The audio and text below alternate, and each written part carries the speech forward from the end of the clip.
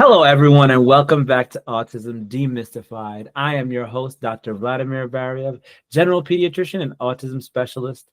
Today, we are blessed to be joined by a wonderful guest and a good friend of mine, Dr. Jill Krata. I'm going to very politely and very quickly read her bio for you so that you may know exactly why she is so wonderful and why I chose her to have to come and speak with all of our families at Barrier Pediatrics. So, Jill Krata, Dr. Jill Krata, PhD, is an expert in autism and intellectual disabilities with over 25 years of clinical and academic experience. She has held positions at YAI, Autism BrainNet, St. John's University, and Fordham University.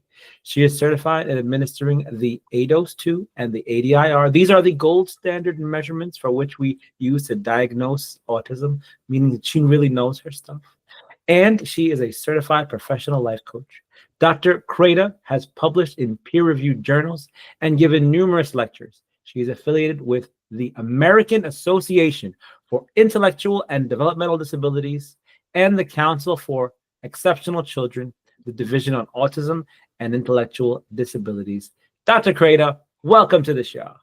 Dr. Vlad, it's so wonderful to be here. Thank you so much for offering me to come and speak with you today. I couldn't be more thrilled. That is fantastic. That is fantastic. Now, one of the things that I asked you to come on and discuss with all of our wonderful families was a conversation that you and I had that I wanted to share with the world.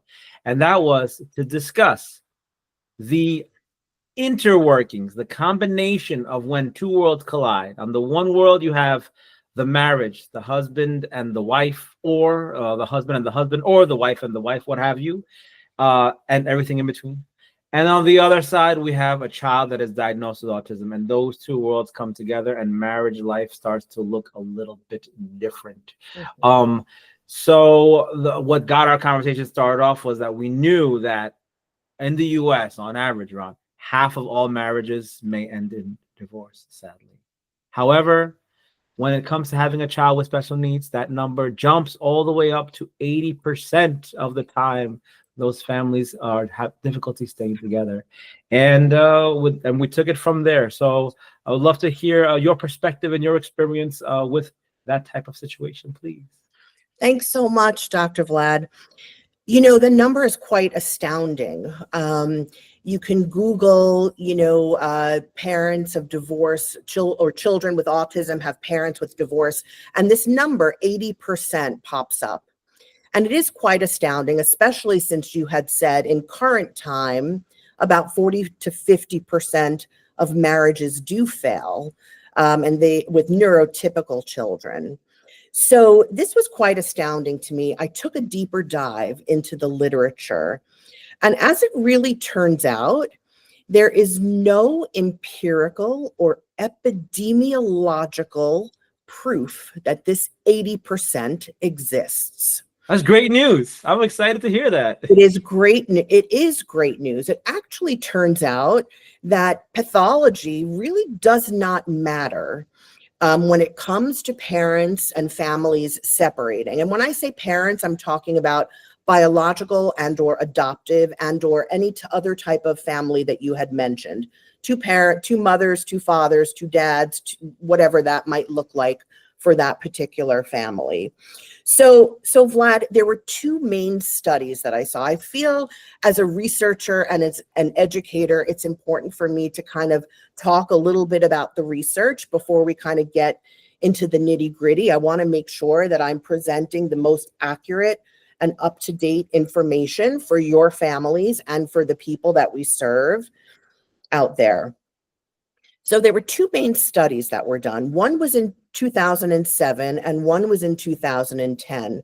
And while I do agree that those were quite some time ago, considering we're in 2025, there really hasn't been anything on family status of having children with autism to this date. So let me go back to the first one in 2007, which was done at the Kennedy Krieger Institute in Baltimore with Dr. Friedman and his colleagues. It was a population-based study, Vlad, where 78,000 parents were surveyed. That's a Now lot. that is a lot. And what we know when we get results from 78,000 parents, that the results that we have are not by chance. Correct? Yep. Okay. Not 24 surveys. It's 78,000. That's a different number. 78,000, correct. And out of those 78,000 families, I'm rounding the numbers a little bit. Out of those 78,000 families, about 900 of them reported to have a child with a diagnosis of autism. Okay. So that's a significant chunk right there too. It was a longitudinal study, and results showed that there was absolutely no difference, no significant difference between parents of autism, children with autism, and neurotypically developing children. With that said, there was a significant finding in that parents who have children with autism report more marital discord and more marital dissatisfaction. And those are things that you and I probably see on a daily basis. Things like, in this particular study, it showed that moms report more depression and emotional distress. Okay. And dads, or whatever counterpart that is, would report more feelings of isolation and kind of wanting to be separate from the family. Just feeling of like maybe a type of running away kind of thing. But we know things like financial strain plays a significant role, maybe even all the responsibilities that parents have in parenting a child with autism, such as therapy appointments, related services appointments, getting them to school on time. These are all things that can lead to stress and marital discord. The other study I want to really mention was done in 2010, I believe. Hartley and his colleagues out of University of Wisconsin. Another really large study with about 900 participants. And here, and a significant portion of them also had children with autism. And here, there actually was a 23% increase in families that had, in divorce, in families that had children with autism, as compared to 13% of families who were neurotypical children. So 23% increase versus a 13% increase. While there is a difference in that number, it's still lower than the 80% that's been reported, and it's still lower than the 40 to 50% of the national divorce average. So we have some good news there. Yeah, that's wonderful news. One thing that may, I'm just curious, one thing that may explain these discrepancies is the way that you categorize the success or longevity of a marriage. So if you do a single point in time, like a survey snapshot, you'll know what the rates of divorce or marriage are. Perhaps these figures are looking at like lifetime rates, like throughout. If they ask a person like who's in an older age group, if you were ever married, what did you get divorced, and maybe that's what the numbers are looking at, or something like that, to determine like that 40 to 50% rate for the national average. You're really right. And this is why research is so important, because we have to really think of it's tricky. And we also really have to think of the things that can confound some of the variables. So as the point that you had just made, the second study I talked about, where there's 23% of families who have children with autism who do get divorced versus the 13% of neurotypical families, it was a longitudinal study, meaning based from 0 to 30 years old. And they did find certain time periods within the child's life that caused a significantly amount more of stress that would lead to divorce. For example, the age frame between 0 and 5 years old, and then 10 to 15. And I don't know about you, Vlad, but to me, it seems really kind of typical that this is when most of the stress in terms of a marriage and a family really might start to fall apart. As we know, birth to 5 is very significant. Yep. You can probably speak more to that than I could. given when a child is first initially diagnosed, and parents might not even know what autism is and what that means for their future. And then children between the age of 10 and 15, it's sort of, prepubescent into adolescent ages, where we know can be very challenging emotionally, psychologically. So they do know that there were these different time periods within this study that caused more stress for parents with autism versus parents who have neurotypically developing children.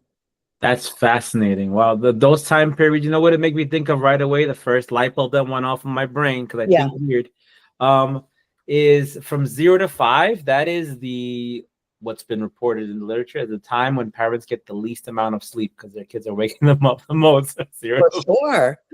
For After sure. that initial honeymoon period. Oh, For God, sure. new baby here, yay! And it's like sleep deprivation is like, don't talk to me, don't look at me. You did this to me. You're not letting me sleep.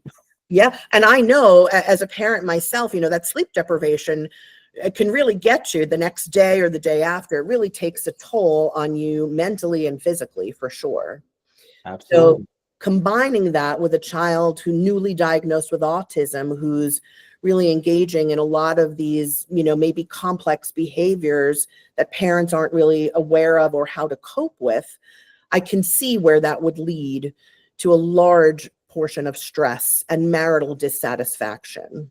And this population was culturally in the United States. This was a U.S. study? Yep, it was in the US study. Actually, what I should say is that, to my memory, this study was particularly just in 2 states, Okay. in Massachusetts, I believe, and Wisconsin. I believe, from my memory, I don't quote me on that, but No, fair enough. Well, you said Massachusetts, which is very fascinating to me, because I know that you can, as you know, we can have different rates of autism state by state based on, honestly, what why is it different? Is that they're really different populations living there? Not really. The real difference is the availability of diagnostic services and early detection is vastly different from one state to another. Some countries, like if you ask North Korea, do you have any autistic children in your country? They're like, no, we don't have. You have 0. Of course. If you don't check for it, you'll have 0. Of course. I mean, I know. This is probably another conversation, Vlad, but I know our current Let's do it. Tangents all day. I know our current president had mentioned something about the astounding numbers of children being diagnosed with autism, and I really need to, set a little cautionary tale here that we have to be really careful. It's not an epidemic of autism. It's just that us professionals have gotten way better at diagnosing autism. The measures that we use have been really fine-tuned to really kind of extrapolate what exactly is going on with the child. And there's been way more awareness than ever before. So when, you're talking about years ago, the numbers being diagnosed with autism, I think we're at 1 out of every 36. Mm-hmm. Is that correct? Yeah, it sounds about right. There's like a whole podcast named 1 in 36. So that must be it. That must be it. Yeah. So we have to be careful when we, talk about autism like that, because it is all based in empirically based research, for sure. Yeah. And so the reason I mentioned what I found fascinating about Massachusetts, they have so many resources to detect and to follow children up, that in Massachusetts, the rates of autism are even higher than the national average. It's 1 in 25. That's why I mentioned. I'm like, it's not because different people live there necessarily. Correct.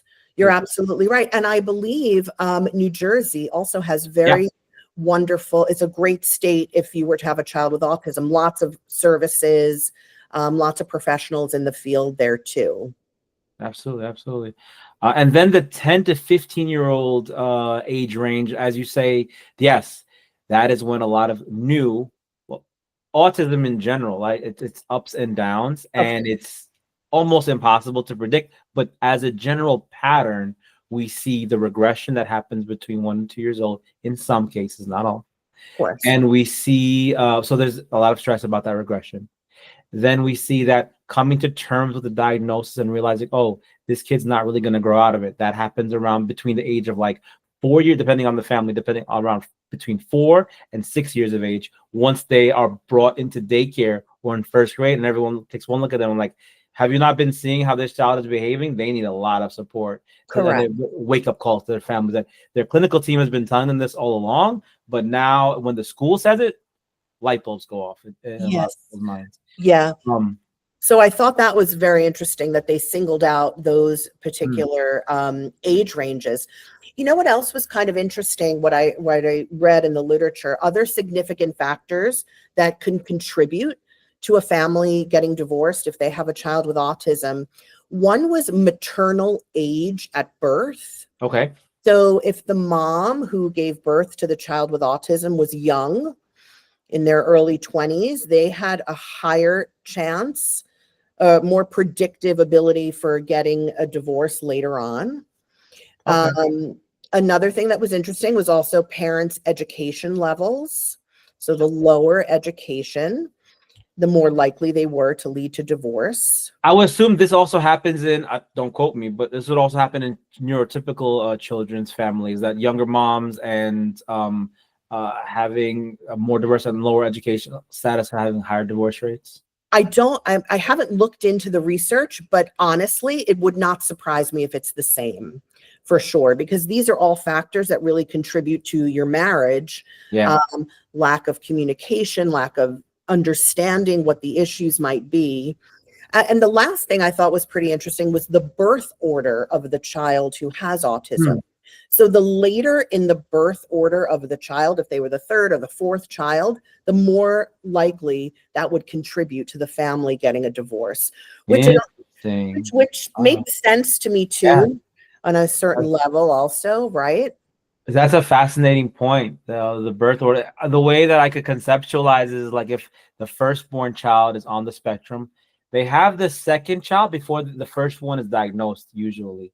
Correct. So they've already got two kids, and then as they see the two kids get older, one is neurotypical, one is neurodivergent. Correct. And sometimes it strengthens and reinforces a family to have that cocoon around the child of like the parents are older, there's a younger sibling to play with this child. I could see that preventing divorce rates. 100%. And to your point, something else that I had read, I really did do a deep dive into all the literature that I could find. Thank you for taking the time. I would not have the time to do all that. Thank you so much. Well, you're very busy seeing patients all day. That's why. Another study I read that was interesting compared the divorce rates between parents who have children with autism versus parents who have children with ADHD. Okay. And it turned out that the higher divorce rate were in parents who have children with ADHD. And some of the reasoning behind it was because the diagnosis of autism came earlier on in the child's life, where ADHD was a little bit later on. So the parents learned how to communicate together, how to really learn about autism as a family unit, to really, build support systems, build rapport, build communication, seek professional help, all these things for years before maybe a child with ADHD got diagnosed at 8 or 9 years old, for example. That's beautiful. I want you to elaborate on something very important for our listeners. Can you please talk about how parents of children on the spectrum, as their child grows and develops, the changes that happen in the parents themselves and the learning that and the evolution that happens as a human being and a father and a mother and a father? Yeah, it's quite fascinating, isn't it, Dr. Vlad? I mean, and you had said it a little while ago, there are some parents that make it and there are some that don't. And it just depends on everybody's own perspective of coping skills, of what they bring to the table as a communicator, as a parent. So there's no judgment in any of this. It really depends upon where the parent is coming from. Ideally, we would like to have our children diagnosed early on, because we all know research supports that the earlier we can intervene in the child, the more successful that child can be in the future. Correct? So as the child is learning and growing, I believe it's so important for the parents also to do research, get on the computer, find out what resources are available in their neighborhoods, check out, some national resources like Autism Speaks has some wonderful videos on children diagnosed with autism. And I think it's super important for parents to communicate with each other. I think it's also really important to use a lot of I messages, letter I messages. I am feeling overwhelmed. So Mm. maybe you can talk to your partner about how we can work this together. All of these things can decrease marital discord and help promote strength. And it's only better for the child as well. It really is a growing and learning process. And as I had mentioned, there is a lot of professional support out there. There's psychologists, there's counselors, there's coaches, there's therapists, there are people like you and I that are really attuned to what it means to have a child with autism. And we really kind of get the profile and how we can help parents and siblings better understand that to move forward throughout the trajectory of their loved one's life is so important for a family unit. Absolutely. And even the pain and the trauma that comes along with receiving that first initial diagnosis, That's harsh. that is something that our medical system, including myself personally, I need to get better at this, is following up that family of the newly diagnosed child to give support to the parents. Yeah. It's resource intensive. It takes a lot of keenness and awareness to just check in on it. Because if a mother or a father feels depressed or anxious after a diagnosis to the point where it's affecting their ability to take care of their child, they won't seek out help on their own, because that's part of the depression anxiety that keeps them from seeking help. It's part of the symptoms. Absolutely. Absolutely. I mean, you raise a really important point. I mean, when you are just becoming a mother or a father for the first time, you have all these expectations and dreams and goals for your child. And then when you hear that devastating news that they have, a neurodevelopmental disability and you don't know anything about it and what that means, a parent can almost feel doom and gloom. You and I know that that's not always the case. We know that there are so many things that children can do and progress as they get older with the diagnoses, but it's so important. And I appreciate you as a pediatrician really acknowledging that part of your practice and how important it really is. I tell parents, even on a cloudy day, the sun is still there. We just don't see it. Just give it a few minutes and it'll come out.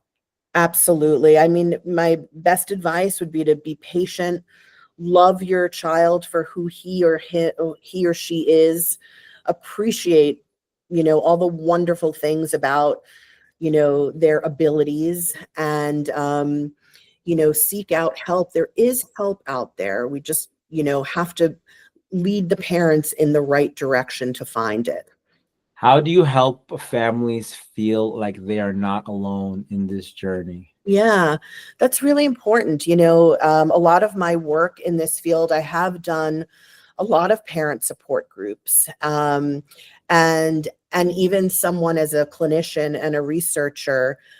I have been in that same position in a parent support group for something that I struggled with one of my children. And it gives you such a unique perspective to hear what other parents are going through. Not only does it make you not feel alone or isolated, but hearing their perspective gives you hope.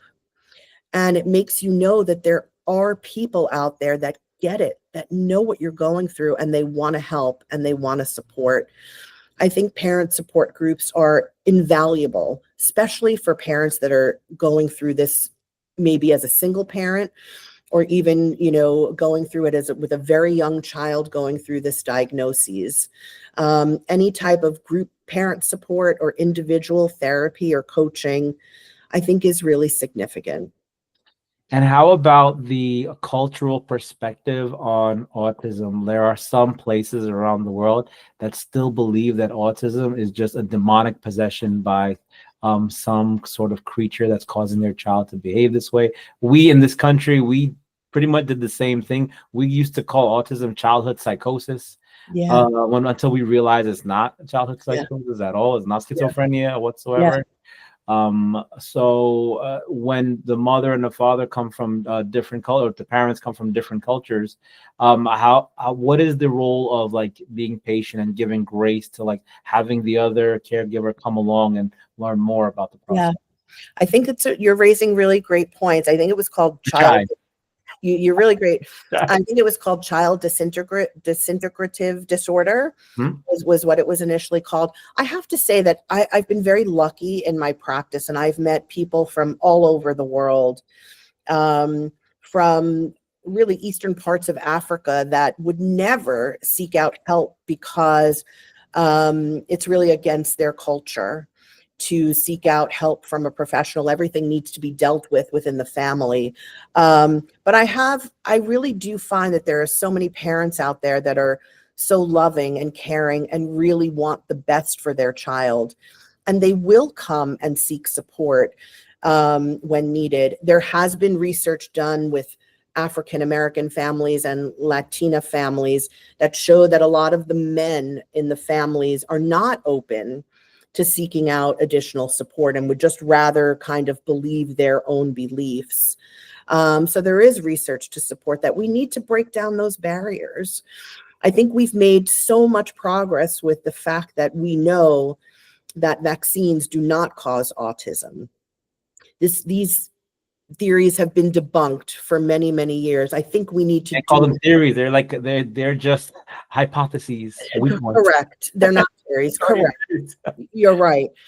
And we need to do that for families that feel that their child is possessed by some demonic possession. We need to break those barriers because it is false and it gives parents false understanding and maybe even false hope of what it actually is. We need to get that point across.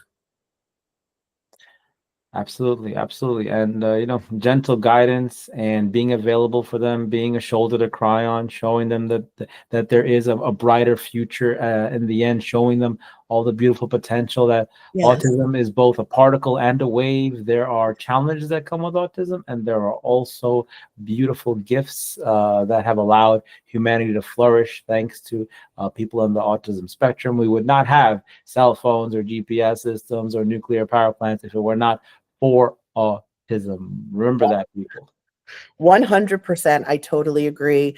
And I think we're now living in a world, I started out in this field, in the early 90s. And, all we heard was, PDD, NOS, pervasive developmental disorder. And I just look at the field and how far we have come with knowledge, with research, with awareness, with understanding. I am optimistic for the future. I think, our folks that we work with, young children up into adulthood, we have amazing young adults on the spectrum that are changing lives, that are speaking out for themselves, that are advocating. We can all learn from them as well. But I have a lot of hope for our future. And now that we know that the divorce rate is not as high as the media, proposes it to be. And, I did a little bit of research on where that 80% came from. Mhm. And it came from, I'm not going to name names, but it came from several talk shows that Ah, perpetuated this with a mm, certain celebrity who had talked about autism. And mm, this number just got perpetuated over time, kind of like how the MMR causes vaccines just interesting. got perpetuated. So I'm so thrilled to be here to say that that is not the case. And there is so much hope for our Debunked right there, right right. there. That's right. Debunked. Demystify autism. Demystify There it. you go. Right. Debunk. That's so good. Exactly. So, can you share with us a little bit about the approach that you take with families? What type of families and children do you serve and work with, and how do you help them achieve their life goals and potentials? Yes, that's such a great question. So I started my own coaching business. It's a virtual coaching practice. You can Google it. It's called Evolve Autism and Parent Coaching. And it's one-to-one virtual sessions. I'm pretty much working now with ages 15 and up for the person who is on the spectrum. But I will also work collaterally with the parents and or siblings to help them help them understand what this means for them and their dynamic, and how I can better help them help their sibling or the caregiver. It's really driven based on what is the present issue for the current client. However, I'll give you an example. There's a lot of things young teenagers really like to talk about, which is social relationships and Big one. yeah, and reciprocity in Big relationships. one. I find that there's a real struggle on how to make friends, but not only how to make them, but to maintain the friendships. Um, they're not as intuitive as you and I might be. And I think we need to teach them those kind of skills on how to maintain those friendships. Another big one, Vlad, I've really been working on are transitional skills. So maybe young teenagers who are transitioning from middle school to high school, or from high school to college, or from high school into the workforce, and really kind of trying to navigate relationships with a superior, with a boss or a supervisor. We work on some stuff, learning how to build skills in the community. Obviously, like I said, communication. Some of our folks, our young adults, are really looking for intimate relationships and partners to share their life with. It's very challenging for them to do that. And I use a lot of cognitive behavioral approaches.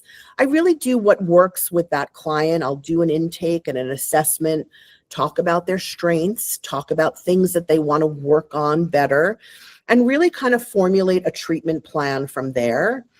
Coaching is usually maybe about, I mean, for a typical population would maybe be about 6 to 8 sessions. Mm-hmm. But clearly with our folks that we work with, there's maybe some processing issues. I don't really put a timeline on it. It's whenever they feel comfortable.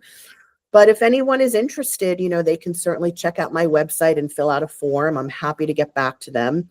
But I also, just bringing it back to what we discussed today, I think parents can also get value in coaching, whether it's for how to be a better parent to their child with autism, how to be a better partner, and how to really discuss these challenges with this non-affected sibling, I think is also really powerful. We know that autism does not, it's not in a vacuum.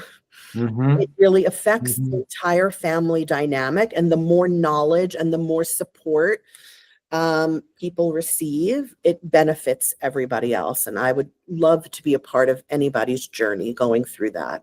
So we need to do a follow-up conversation called Autism in Teens Okay. and young adults, and talk about the unique challenges that individuals on different levels of the autism spectrum experience in their transitional ages. I mean, I'm sure there is cited research on that anecdotally, and I'm sure you as well can really talk about that. I've seen a lot of issues with teenagers with, higher levels of cognitive functioning, having autism, and it's really, really significant problems and challenges that they really need help navigating. And it takes professionals like you and I and our entire autism community. It takes a village. Yeah. So I'm happy to have a discussion part 2 I about would love that. That would be wonderful. So, thank you to everyone for joining us today. Dr. Krata has shared with us all of her wonderful wisdom and information about debunking that 80% number that we should all go out and be more knowledgeable about. For any families who are seeking to navigate their autism journey with more confidence, feel free to contact my office for an evaluation. Our office number is 917-819-5056. And if you are interested in learning more about Dr. Krata and her services, her link to her website will be at the bottom of the show notes. And do you have any final parting words for our viewers, Dr. Krata? My final parting words is that it is a pleasure to be with you here today. I'm so thrilled that we have connected, and I know the work that you do, and I'm inspired. So thank you so much. Likewise. All right. So thanks a lot. Bye everyone. Bye.